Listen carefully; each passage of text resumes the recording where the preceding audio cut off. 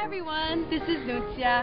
I'm here to talk to you today about something very dear to my heart, the city of Montreal. Now sadly, not many people realize that Montreal is such a beautiful and diverse city. I'm here to change that with this video. I'm here to show you a bunch of really cool and awesome things to do in this beautiful city. And hopefully by the end of this video, you will all love this city as much as I do.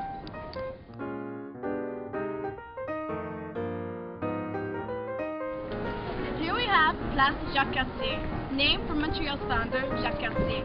Montreal was colonized by Paul de Champmedy de Maisonneuve in 1642. From then until the British conquest, Montreal was home to many French settlers.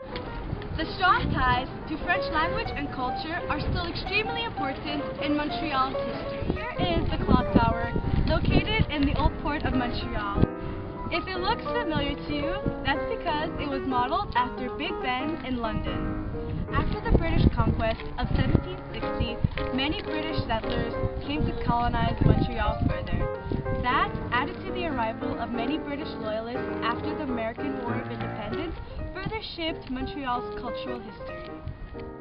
In fact, Montreal's flag pays homage to the four main cultures that helped to colonize this city. You have the fleur de lis, which represents the French, the Lancaster rose, which represents the British, the thistle, which represents the Scots, and finally the shamrock, that represents the Irish. Many of Montreal's citizens can actually trace their origins back to one of these four founding cultures. These four cultures and Montreal's historical significance are reflected in its long-going love affair of history. This is further reflected in its many museums, such as this one, the Montreal Museum of History and Archaeology. Established in 1992, this museum marks a very important archaeological spot where archaeologists, after a 10-year dig, had discovered over 1,000 years of human activity. This museum, however, doesn't just limit itself to Montreal history, but in fact houses all sorts of exhibits from places all over the world. Among having the location of the Montreal Museum of Contemporary Art, Montreal's Quartier du Spectacle also hosts the Montreal Jazz Festival. Happening every end of June to early July, the Festival International du Jazz de Montréal is one of Montreal's most popular summer festivals, and in my opinion, pretty much boosts the summer festivities in Montreal. Most of the Jazz Festival's indoor concerts take place at the Place des Arts, which we will now visit. A stone's throw away from Montreal's Contemporary Art Museum, the Place des Arts hosts many performing arts events, including opera, theater, and comedy.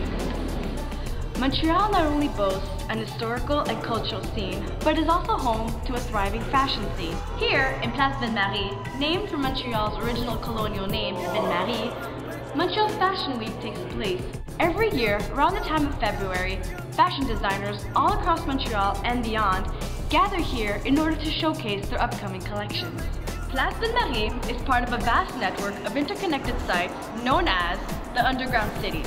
This shopaholic's dream contains over 2,000 stores within an 18-mile radius.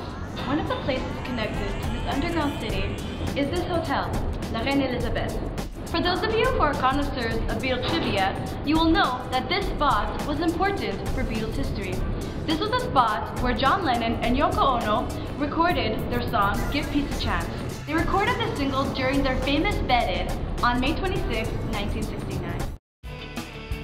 Even though Montreal was a city where a video promoting peace and love was recorded, it's not always been a peaceful city, especially where hockey is concerned. Here is the Bell Centre, home to the famous Montreal Canadiens. A Montreal's treasure since 1909, the Habs moved its home from the Montreal Forum to the Bell Centre in 1996. Many riots have erupted over this sacred sport. In fact, in 1955, Montreal's biggest hockey riot erupted when this player, Maurice Rocky Richard, was suspended for the remainder of the season.